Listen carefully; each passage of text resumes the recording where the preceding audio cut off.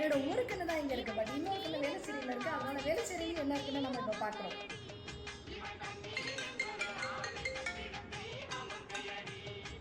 S, hi D.